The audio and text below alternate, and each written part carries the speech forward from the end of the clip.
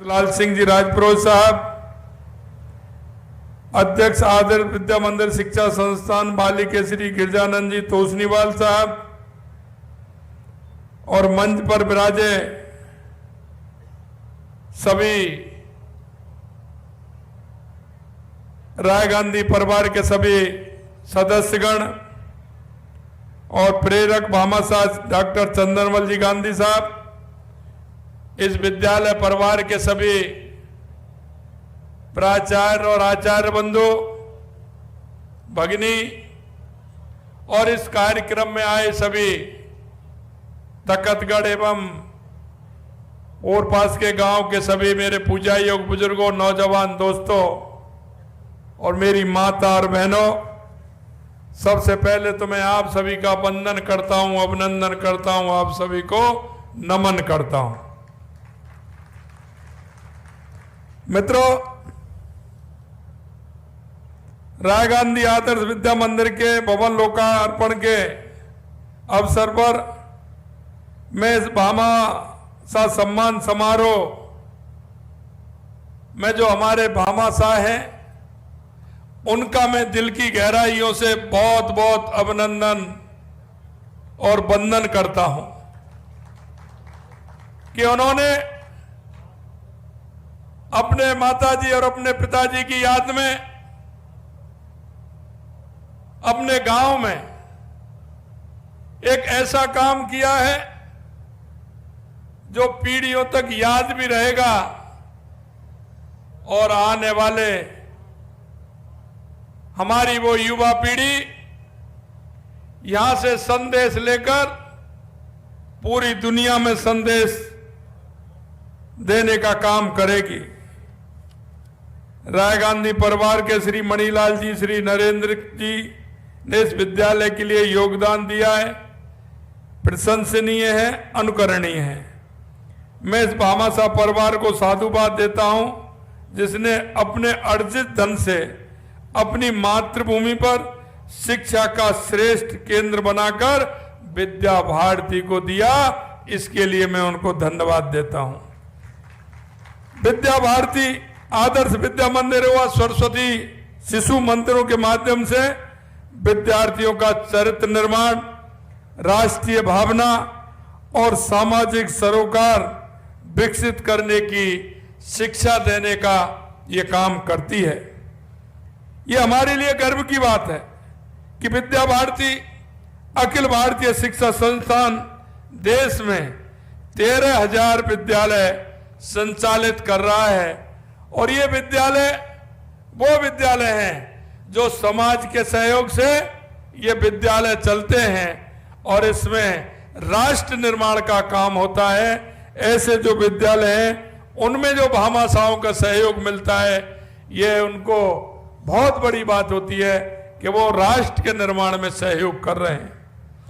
नन्हे मुन्ने बच्चों में संस्कृति संस्कार के बीज बालकाल से ही डालने का महती कार्य हमारी विद्या भारती द्वारा संचालित विद्यालयों में मिलता है।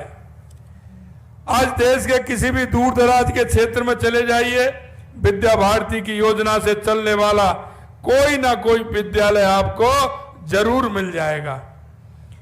मरधरा की सीमावर्ती क्षेत्रों से लेकर के पूर्वोत्तर के दूर दराज के इलाकों तक हर जगह शिक्षा की अलग जगाने का जो कार्य विद्या भारती कर रही है, उसकी जितनी प्रशंसा की जाए उतनी कम है। खास बात यह है कि सेवा और समर्पण की भावना से किए जा रहे इन विद्यालयों के पीछे प्रचार पाने की आकांक्षा जरा भी नहीं है।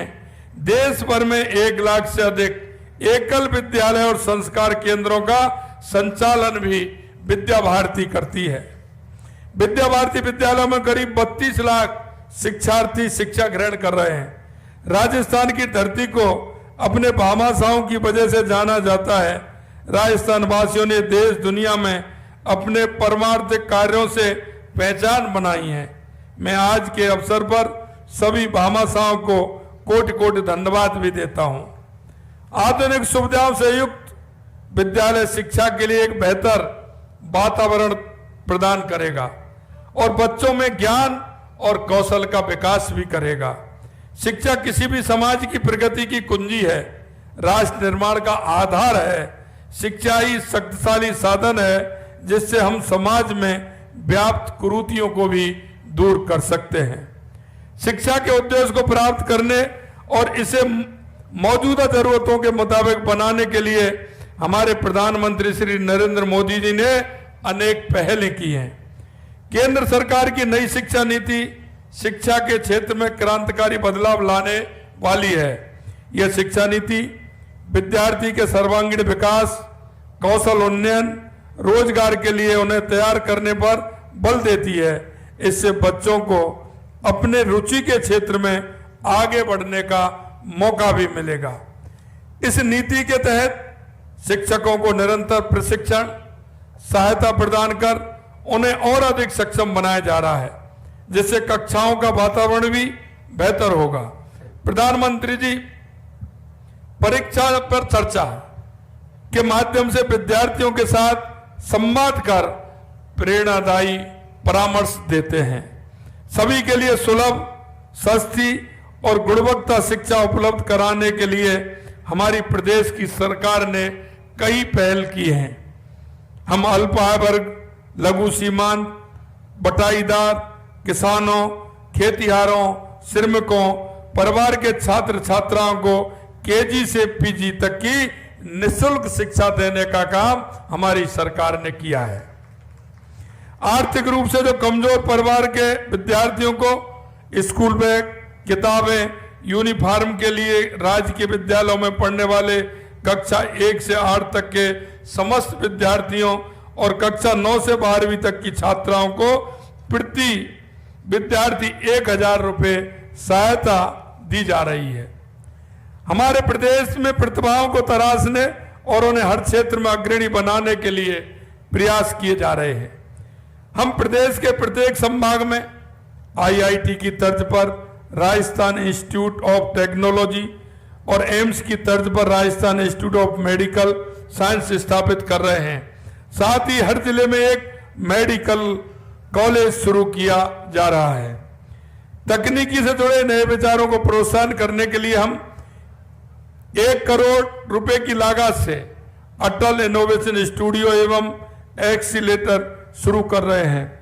इसमें आर्टिफिशियल इंटेलिजेंस, मशीन लर्निंग और डेटा साइंस जैसे विज्ञान और तकनीकी के नए उभरते हुए क्षेत्रों के लिए विद्यार्थी खुद को तैयार कर पाएंगे।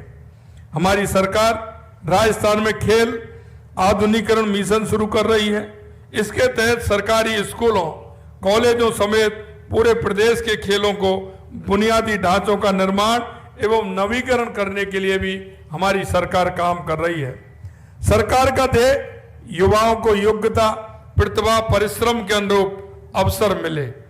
हमने सेवा में आते ही पेपर लीक के मामले की जांच के लिए एसआईटी गठित की और उसके नतीजे भी आपके सामने हैं। मैं उपस्थित सभी अभिभावकों से आग्रह करता हूं कि वे अपने बच्चों को शिक्षा के महत्व को समझाएं और उन्हें शिक्षा प्राप्त करने के लिए प्रेरित भी करें, क्योंकि पहला शिक्षा का जो घर होता है वो माँ और माँ परिवार होता है। इसलिए परिवार में जिस तरह का उसको वातावरण मिलेगा वो पहली शिक्षा वहीं से प्राप्त करता है। इसलिए हम अभिभावक और माता पिता और परिवार की भी जिम्मेदारी है कि बच्चों को ठीक से हम प्रेरित करें। मैं इस अवसर पर शिक्षणगण से भी आग्रह करता हूं कि विद्यार्थियों को शिक्षा के साथ साथ जीवन मूल्यों की शिक्षा भी दें, क्योंकि जीवन मूल्यों की जब तक शिक्षा नहीं होगी, सामाजिक समरसता की शिक्षा नहीं होगी, समाज को किस तरह से बेहतर बनाए उसकी शिक्षा नहीं होगी, तो उस बालक को सिर्फ रटन वाली शिक्षा नहीं, एक शिक्षा व्यवहारिक शिक्षा भी हो, ज्ञान की वो शिक्षा भी हो जो समाज के अंदर उसकी आवश्यकता है। शिक्षा में जीवन का हर पहलू शामिल होना चाहिए। हमें अपने बच्चों को नैतिक मूल्यों, सामाजिक जिम्मेदारियों के बारे में भी सिखाना चाहिए। उन्हें अच्छे नागरिक बनने के लिए प्रेरित करना चाहिए। मेरे प्यारे विद्यार्थियों, इस भव्य भवन में आपको शिक्षा प्राप्त करने का अवसर मिल रहा है, इसके लिए बधाई देता हूं। आपको इस अवसर पर सदुपयोग करना चाहिए, कड़ी मेहनत भी करनी चाहिए। आज इस देश का भविष्य आज विद्यार्थी हमारे देश का भविष्य है। आपका ज्ञान, आपका कौशल ही इस देश को प्रगति के पथ पर ले जाएगा।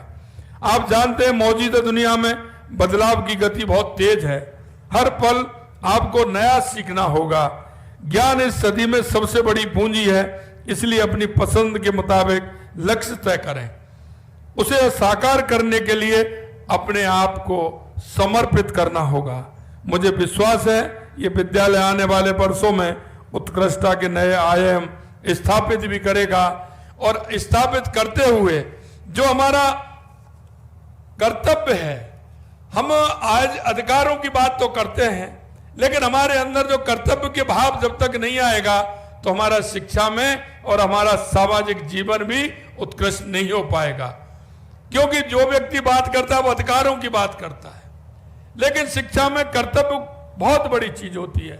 हम उन कर्तव्यों का किस तरह से निर्वहन करें, हम बड़ों का किस तरह से सम्मान करें, हम माता पिता का किस तरह से सम्मान करें, भाई बहन का हम किस तरह से सम्मान करें, जब तक ये सारी शिक्षा का आधार जो का है वो कर्तव्य से बनता है।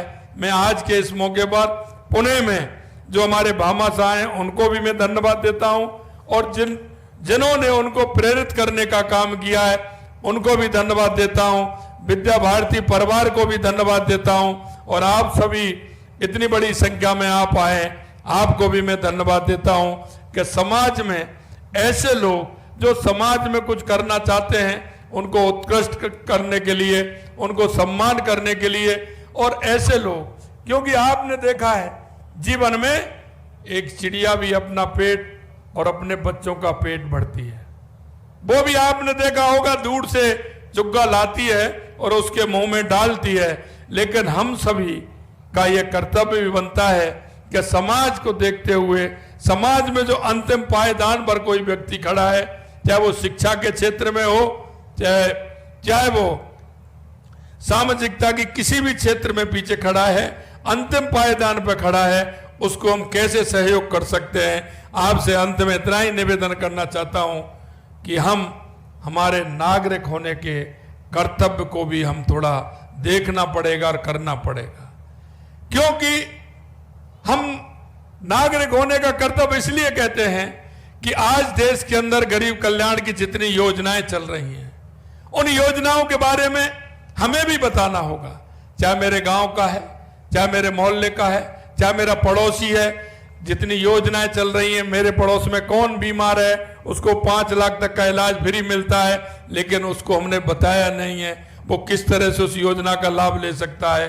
हमारी ऐसी बहुत सारी योजना देश के यशस्वी प्रधानमंत्री नरेंद्र मोदी जी ने 10 साल के अंदर गरीब कल्याण की योजनाएं चलाई हैं। उन योजनाओं का लाभ किस तरह से मिले, उस योजना का लाभ उस अंतिम व्यक्ति तक कैसे पहुंचे, हम सभी नागरिकों का कर्तव्य है। हम उस कर्तव्य को भी समझें। मेरे पड़ोस में कौन रह रहा है, मेरे मोहल्ले में ऐसा कौन व्यक्ति है जिसको आवश्यकता है, मेरे गांव में ऐसा कौन व्यक्ति है जिसको आवश्यकता है, उनकी आवश्यकता को समझते हुए सरकार की योजनाओं का भी लाभ मिले, इस तरह की हम व्यवस्था करें। मैं आए इस मौके पर आप सभी को पुनः धन्यवाद देते हुए अपनी बात को समाप्त करता हूं। आप सभी